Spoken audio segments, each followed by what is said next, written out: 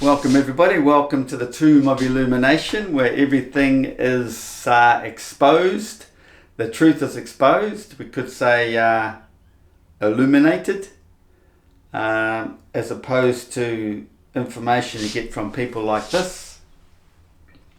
Now go check this video out, we're going to debunk his information as usual because it's all BS. You're going to learn some reality. Okay, so welcome to my site if you haven't been here before. Today's video is all about the first point, the first question, which is lunar and solar eclipses.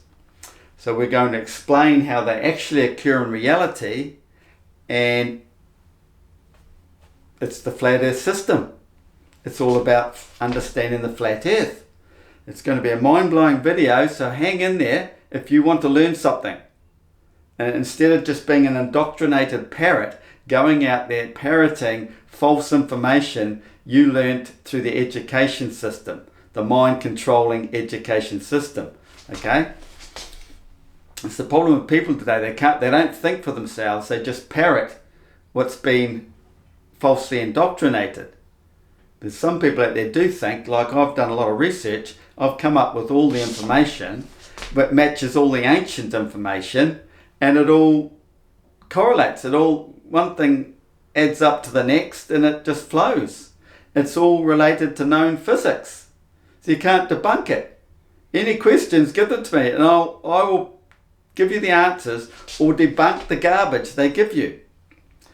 So before we get going, I'll just read you an answer ChatGTP gave me when I queried the statement, the globe theory statement of these nodal cycles the ecliptic cycles only happening every 6 months. Because from what I was looking at, they sort of seem to be all over the place. But globe theory has everything down pat. They can predict all the eclipses through repetition. So we've been here on this earth for millions of years, despite what some people want to tell you. So don't you think the reoccurring events might have caused someone to jot them down and make a record, hold a record of what's happening? You don't have to believe you live on a spinning ball globe and science. When there's repetition, something's happening, like the cycles of the eclipses every Soros cycle, the 18.2 years or whatever it is. No, the only thing we need to know is understand is the planetary cycles, and we're going to get into this in a minute, okay? So we'll just read this. The key point is that the moon crosses Earth's orbital plane, the ecliptic, twice every lunar orbit. Well, what are they talking about there? In reality, you've got to understand what the Milky Way is. Okay? So we'll get into that. So, if you don't know anything about flat earth, you want to open your mind up, just forget what you've learned. Don't try and laugh at flat earth because you're the drongo if you think flat earth is nonsense, okay? It's all going to be exposed here in just this one video about eclipses. Okay. Some room around here. Now, the flat earth design, you've got to accept that nothing's actually physical in our realm for a starter. Okay, people can't get their head around that, so, but you know, you've got to do it. And you've got to understand how Earth expands out from the centre. All the energy comes out of the centre black hole. So if you can look down on Earth, this is a rough, this is a sketch of what it would look like if you could see the magnetic field lines. I've drawn these here, but they are infinite.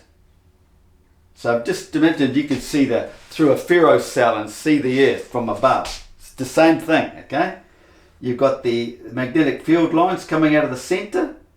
So with a magnet in some of these ferrocell videos you've seen on YouTube, they're just giving you the one hemisphere, the northern hemisphere. you're not really being taught or understanding the separation between the southern hemisphere and the northern hemisphere. It's a duality. And everything spirals out of here in the golden ratio. And this is where this takes you down the rabbit warren into the science BS about relativity and time dilation. They've just stolen the ancient information based on the golden ratio.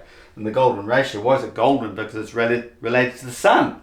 Everything boils back to the sun. Time dilation, it's all the movement of the sun.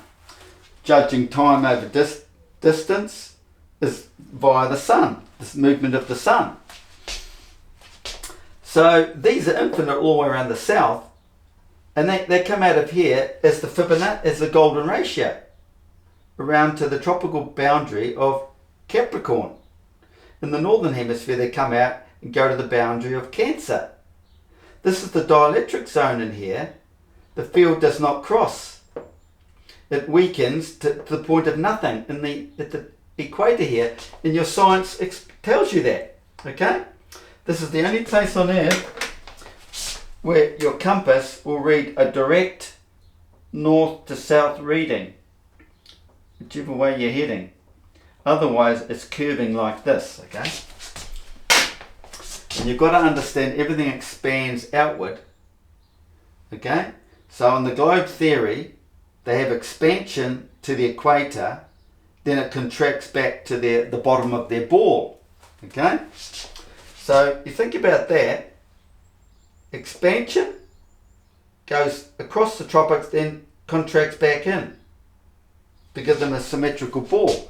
But it's false, and anybody with half a mind and knows a little bit about physics knows that's complete BS, because Earth has an asymmetry to it.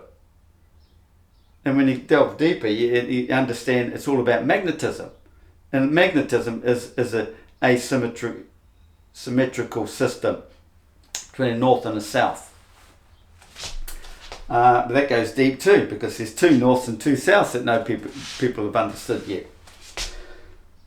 So you can't have a symmetrical ball if they're asymmetrical. It's an asymmetrical system. Okay? So as the field expands, the field weakens. The weaker energy. There's stronger energy in here, weaker energy out here. And that creates potential energy that drives the whole system. It's all potentiality. Okay, so we've got a golden ratio spiraling into here, golden ratio spiraling out of here. Now, which explains their globe theory, because if the sun and everything dilates out of the south back to here, and then the northern hemisphere spirals out of there and dilates to there, then you can see where they come up with this ball model.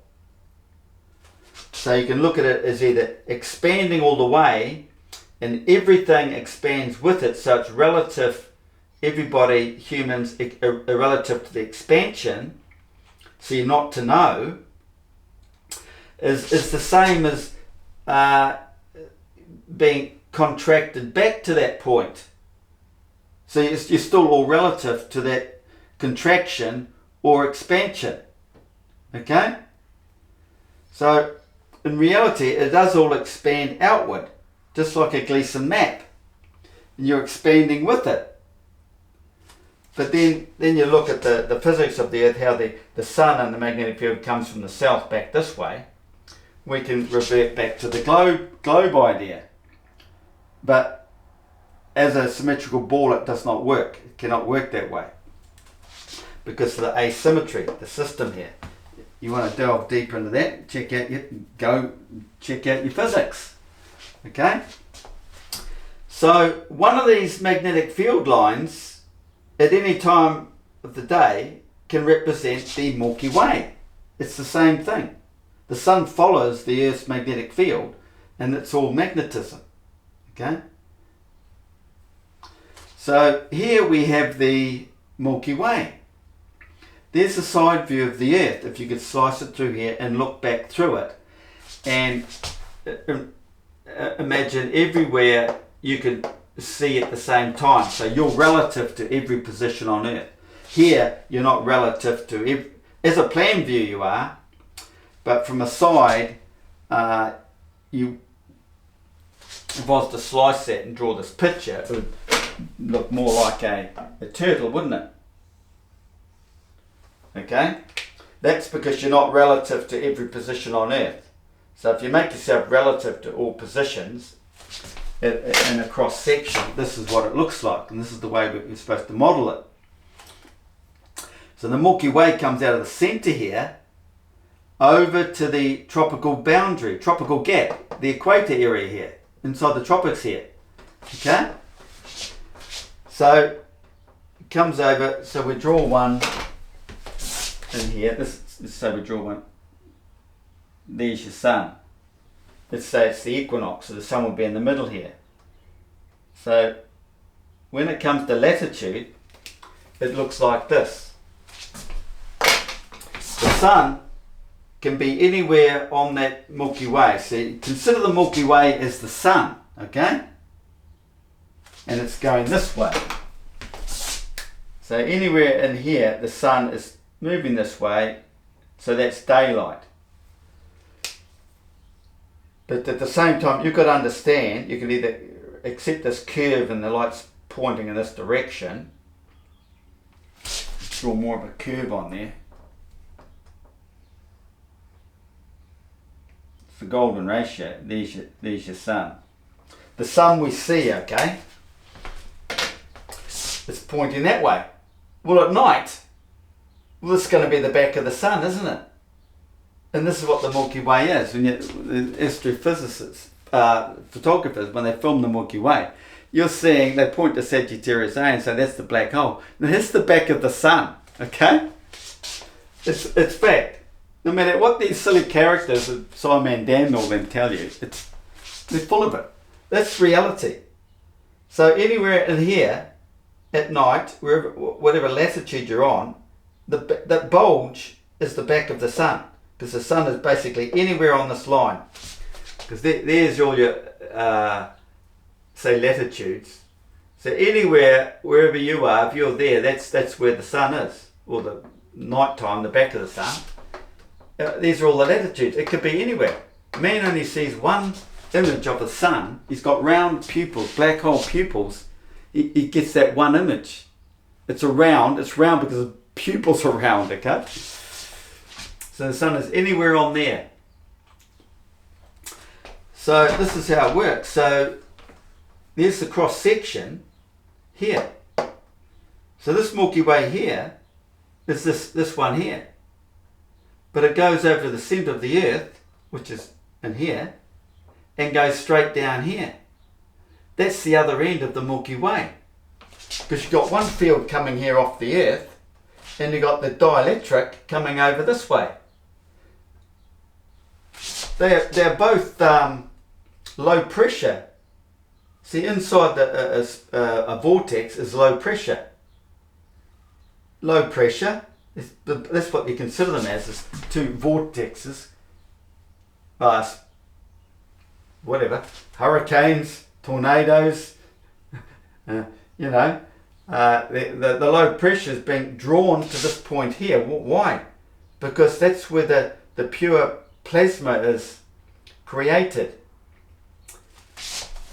But at the same time, these coming together creates the pure plasma, and the pure plasma in turn draws the system in.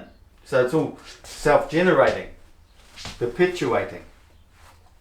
Okay, so you've got a system coming off the Arctics. You've got high pressure in the Arctics, and then you get sucked into the core, which causes the spin, the vortex to spin. And then you've got the spin here rotating into here. It creates the whole spinning system. So you have two vortexes systems spinning together, the same direction like this. But if you look one way, one's going one way, and if you turn around and look the other way, it's the opposite. But they're actually both coming in together. And it's this spinning like this, the asymmetry, that creates the electrostatics that create the pure plasma ignition around the black hole, because the dead center here is the black hole, and our whole Earth is expressed out from this dead center. Okay, so there's two systems: feed the black hole and feed the pure plasma. And this is why in the Ptolemy planetary cycle images and those older images, you've got the black hole in the center here, and you've got this fiery ring around the black hole. Then they draw the sun out here, which is basically our image. But this fiery ring around the center represents the actual sun. They know that. That's why they drew it there. It's not always there because it's only in one spot and it moves around that hole. As it moves around the hole, it's swinging the arm around the Earth. It's all due to the vortex. The central vortex of creation turns the whole system. And these globes, you know, we'll just call them theorists. I won't use any silly words, nasty words. They want to know how the whole star system is operating. Well, it's by the vortex, because everything's a projection. Okay? So you've got the turning vortex. Because of the spiraling effect, low and high pressure, even in meteorology they mention the Arctic vortex. Well, there it is. Okay? So we've got two ends of the Milky Way. So we've got the 3D image here, cross section. We have the plan view here, and up here we've got a 2D plan image as well, a blown up image. You've got the upper and the lower.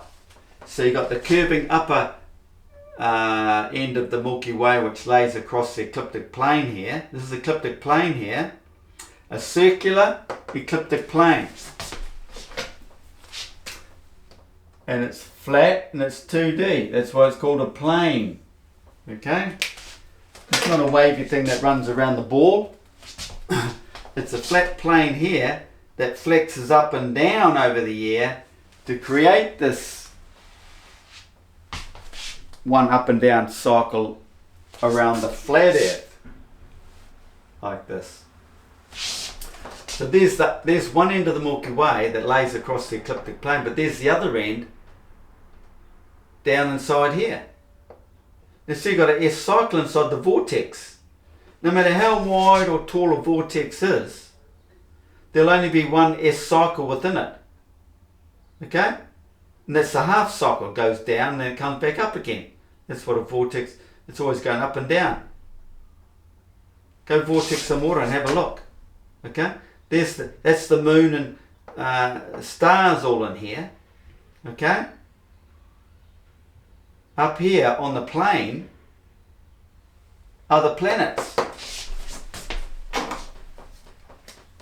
in their various positions doing their thing.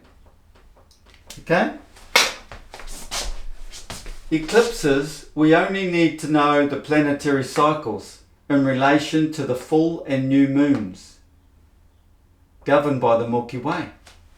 It's all governed by the Milky Way. This is the Milky Way. Two ends of the Milky Way. Okay? There's the bulge you see at night.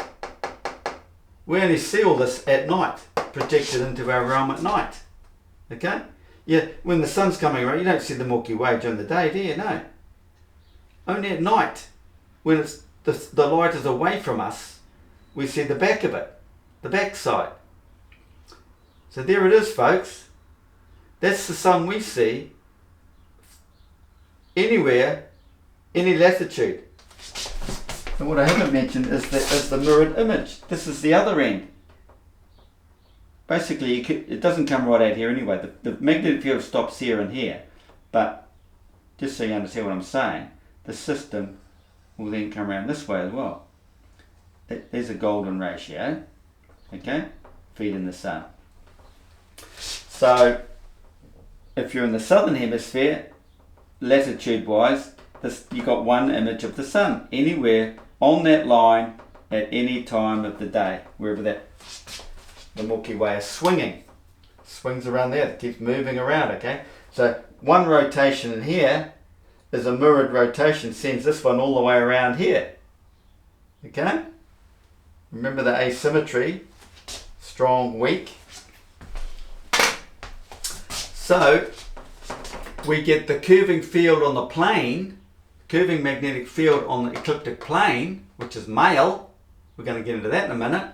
They're all the males. Up here all represent the males, X and Y chromosomes, you could say. Okay? Down here is the female. She's just X and X. Okay? So you got that end up there, and then you got the same shape down here. How can you have the same shape down in here?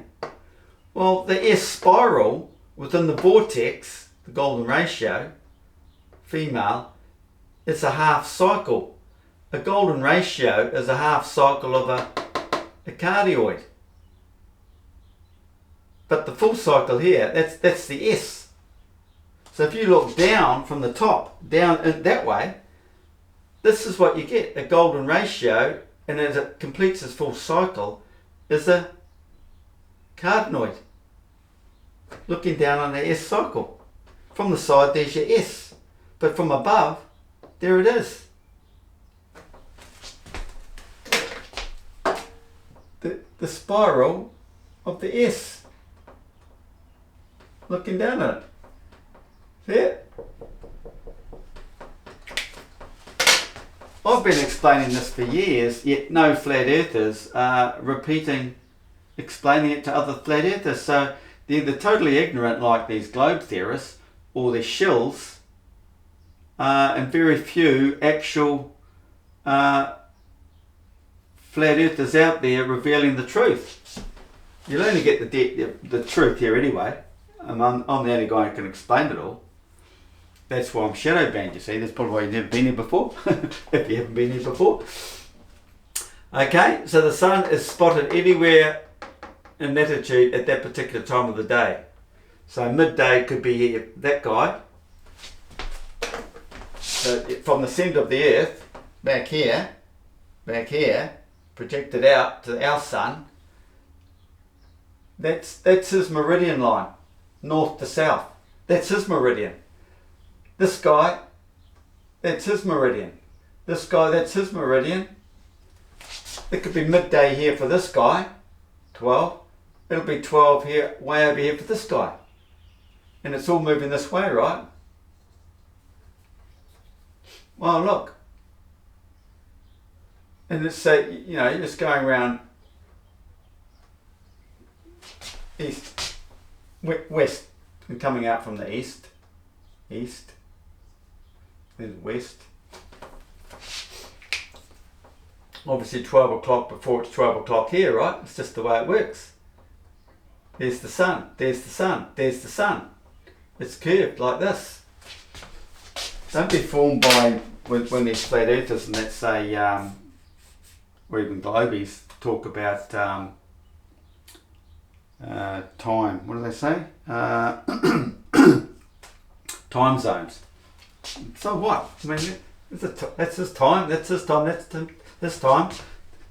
You know, the sun's only doing one thing back at the centre here, going around the black hole. It's the horizon of the black hole. So, stick with this for now. Right, two ends of the Milky Way. Upper and lower. Upper and lower. Upper and lower. Just like the upper and lower story of Egypt. The two coming together. But this is all more spiritual about man and how the solar eclipses and lunar eclipses affect the consciousness of man, because this whole realm is only here for man. It's of the mind, the two hemispheres of the brain, and associated with the two hemispheres of the earth. All these solar and lunar eclipses are all to do with human consciousness. They affect man. That's why they're doing them. Otherwise, what are they doing them for? Okay, so understand that. So we've got the 2D plan image, we've got the 3D image equals a trinity. There's three images. That must be the other one. There's a trinity. So looking at it through across the 2D plane, we have the moon, which is double X. We have the black hole center with the real sun on its horizon there, and the sun we see, X and Y, okay? Oh, there's a 2D side image. You've got a 2D here, a 2D plan, and a 3D image. You've got a trinity here. So it's all about this alignment, okay? There's an alignment. This is an alignment. From there to there is an alignment through the black hole, see? And they like to, we're going to get into that in a minute. Hang on, let's slow down a bit here. Okay, so you've got that, understanding these images here. Looking down on the plane, the ecliptic plane, the circular plane in here. The Milky Way swinging, this is just the northern hemisphere, okay? Because the other one is mirrored. Comes out in a golden ratio. Swinging out, that's the Milky Way. Okay? That's that one, but then you've got this one down here. So these nodal points they talk about. These are the nodal points, where the Milky Way is, okay? Now, here I've drawn a planet. Look, a planet. All these concentric circles, this the latitudes of Earth is the same sort of setup as the ecliptic plane. You could say these are all latitudes, but they're not. You've only got 5 main planets to work with, okay? But it's a similar thing. So you have a planet here, and then you've got to understand how the sun, because it's coming from the center here, right on the horizon of the black hole, has the most energy. Nothing can pass the sun, okay? Because all the energy comes out of this hole here, this point. So that's another thing where they've confused everything for you. You've got to understand that the sun is the quickest. The stars are not the quickest, but you know, people can't even imagine that, even though I explain it over and over again. The sun is leaving the stars behind by 4 minutes a day, 3 minutes 56, okay? So the sun, which is basically the Milky Way, catches up and overlays a planet. That's what they call a nodal point when the sun is full or new. At the same time as the moon is full or new moon. It's the only time you get a solar eclipse, when the sun, the moon and a planet are in an alignment, okay? Now I didn't draw a planet in here. There's your alignment. So depending on whether it's solar or lunar, that would be solar, I think. I haven't got my head around that one, or vice versa, but anyway, that's the way it is. One, either or, a lunar or solar. It's the only time you can get an eclipse, because there's a blockage going on. We're going to get into that now. Okay, understanding, all they need to do is understand the planetary cycles. It's all computerized. It's so easy with the computers these days. That's how they can predict everything, okay? You've got the solar cycle, the 18-year cycle, but then that all comes back down. Basically working on that to give you the accuracy of when an eclipse will occur. What causes a lunar eclipse over a flat Earth, okay? Globe theory. When the moon moves directly between the sun and the Earth.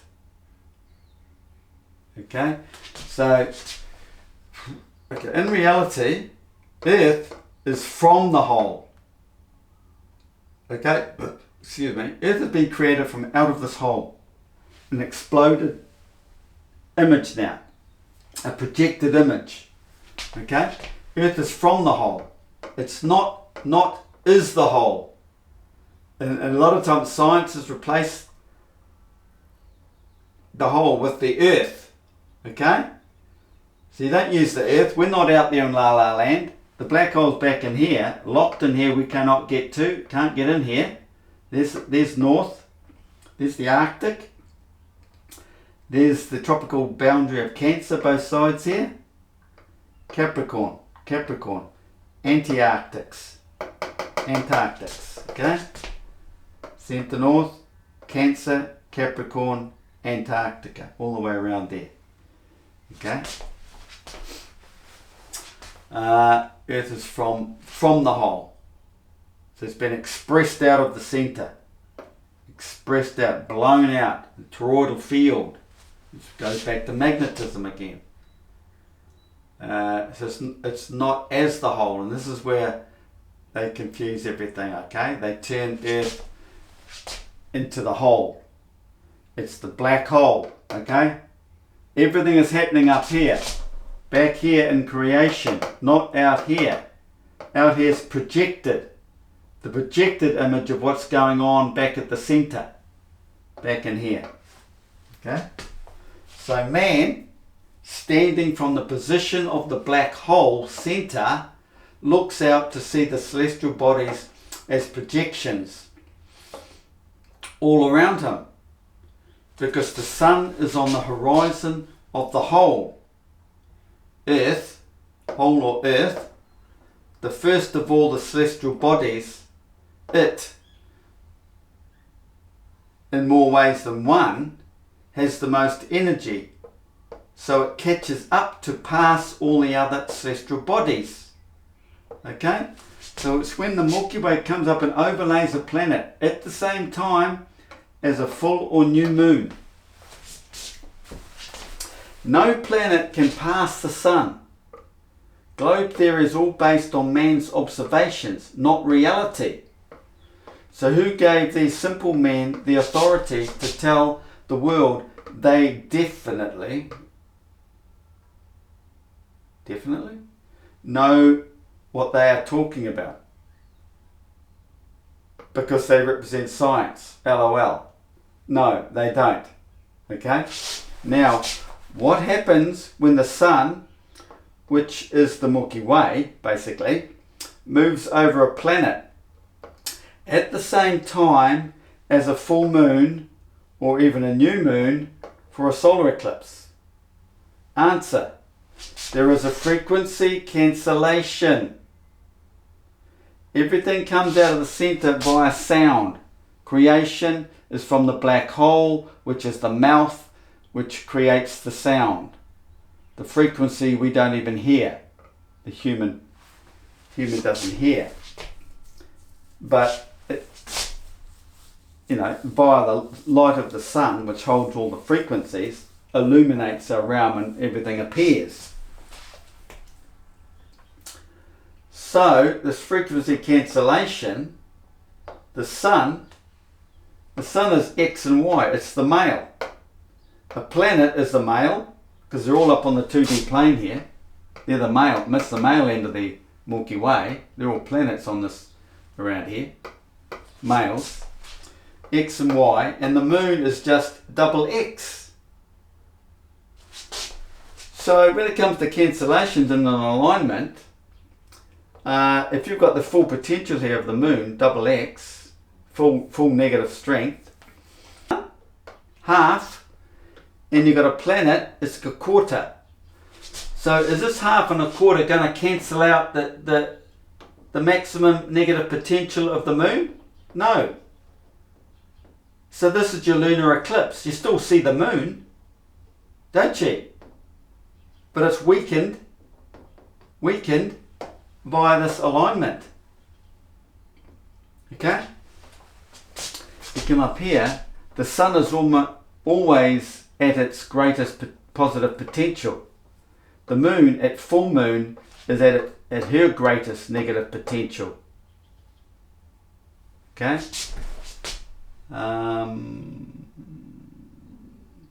There's a bit more to this I've left out. A little bit confusing now. Anyway, stick with me. A planet can swing both ways, like a hermaphrodite in the mythological stories. The moon can add more negative potential to the planet's X at full moon, or the sun can add more positive potential at a solar eclipse. Because like I say, the planets are involved in this alignments, okay? For its X, for its Y, okay? So at new moon is, you could say, cancels out an X, because the new moon goes into the sun. The new moon wanders into the spiral, into the center here, which aligns with the real plasma sun up here. That's when it goes into new moon. It's in with the sun. Okay, that's new moon. As it comes way out here, is opposite, like the Milky Way would be over that side, if this was like this. So really I should have drawn the S the other way. Full moon would be over here, which is the opposite side of the sun. The sun would be on this side of the black hole. This would be around here. Okay? So you get new moon, you get cancel that out, and the sun loses its X. And they become one. They become balanced, X and Y. So this is the only time the male and the woman have come together and they become one, singularity. Every new moon it's singularity. Okay? And you're not going to get a solar eclipse every time this happens, are you? Because where's the planet? There's no planet involved until the sun runs over it, or the still in there, because the planets aren't down in here. They're up on the plane. Okay, so you've got to understand the difference between the male end and the vortex end. There's still this alignment going on. That's an alignment when it's like that, straight through the centre. It's all due at the centre here. This is what they tell you in the globe theory. It's all about when the moon moves directly between the sun and the earth. You know, they put the earth as the flat black hole. This is was this the lunar eclipse when the moon moves directly between the sun and the earth. But understand the full moon's out here, right out here, opposite the sun. New moon is back in here. It's right in there, with the sun. So they could say that the earth is here, the moon is here, and the sun is there. That would be new moon. Should be. Whether they're referring to that there or not. I didn't mention whether it was lunar or solar. Yeah, so the sun and moon become one. Male and female, because the sun, when our 3D realm was created, the vortex was created, which separated the woman from the male. So it brings the moon down into here, and the male stays up here as the king. Okay, it's the separation. But every month they come together, it becomes singularity again. Okay? This is spiraled out to way more than what I wanted to put into the video, so I didn't confuse anybody. But you've got to understand what I've said initially to understand how it all works. So it's understanding these images, you know, all this to understand the concept. The S cycle down in here, looking down on an S cycle gives you a golden ratio. But the return cycle, which is the figure 8, the entire figure 8 up and down, this gives you the cardioid plan view looking down. Okay? So there's your that, and then it goes back up like that. Well, looking down, there's your loop. Could say it goes like that. Looking down, you're looking down. There's your inner loop and the wider loop. Okay. So all the ancients knew exactly how Earth worked, and they've mapped it all out. And I've broken it all down, so I know, and it all works. Yeah, thinking you're living on a space ball flying around La La Land is just all of the mind. I mean, a lot of this is the mind anyway, but it's just not. It just doesn't work. It's just ridiculous. You'd have to be, and man is. He's bonkers if he believes in all that garbage. when you just come back to Earth being here for man, and the purpose to life is all involved with this, why we're here, finding the door out of here, and it's all to do with these eclipses. It's all to do with the human brain, consciousness, and what's going on above is what happens down here affects man, as above so below. It's all here, folks. You know, I'm not going to try and explain that again, okay? So if you can't handle this, you can handle the space ball, then you just bonkers. There's probably no hope for you, actually. So hang in there. This is the first of Sciman Dan's silly 5 questions that he says flat earthers can't answer, and he likes to make fun of me, and then he spin all this bullshit about their theory, you know, just for mind control purposes, when all reality is here, okay? It's all here. All the ancients knew about it. So thanks for watching. If you like this sort of thing, think about joining my Patreon to support me. If you've got $1 or $2. There's a lot more information in there. I break down, connect all this stuff to religion and spirituality, because it's all one. It all makes sense. Well, what's the globe? What's the ball doing? It's nothing. It's nothing to do with physics or reality. A ball, a false space ball that's symmetrical, when reality is all asymmetrical. Think about it.